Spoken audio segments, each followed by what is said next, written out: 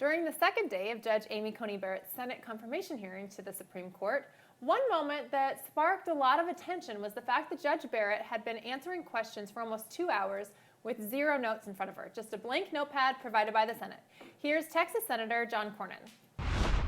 You know, most of us have multiple notebooks and notes and books and things like that in front of us. Can you hold up what you've been referring to in answering our questions? Is there anything on it? That letterhead that says United States Senate. That's impressive. So this, of course, got a lot of attention. Why'd you pick this? Of course. I just love this moment. It shows America exactly what we have seen of Judge Barrett through this whole confirmation process, that she is smart, she's an exceptional jurist, and she is well equipped to go through this confirmation process and ultimately end up at the Supreme Court. And I loved it even more because it shows what a strong woman looks like in today's day and age.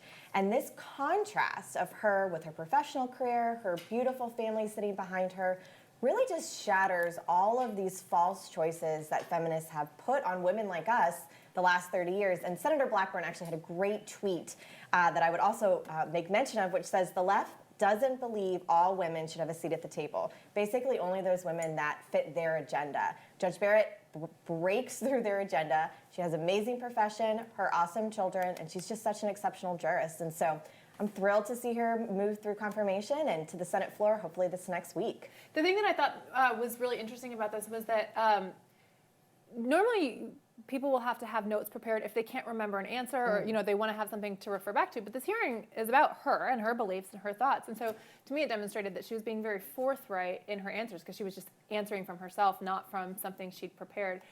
What are your thoughts, Malik? Well, just the idea that she remembered everything.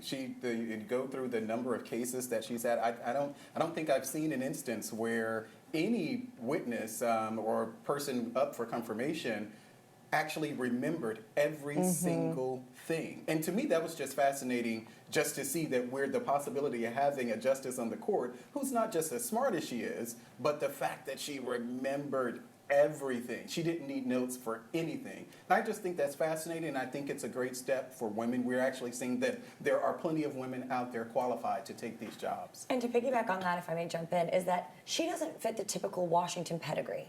She didn't go to an Ivy League school. Right. She's a very devout Catholic. I think this opens the door for a new kind of woman. So it's a great step in the right direction for different women.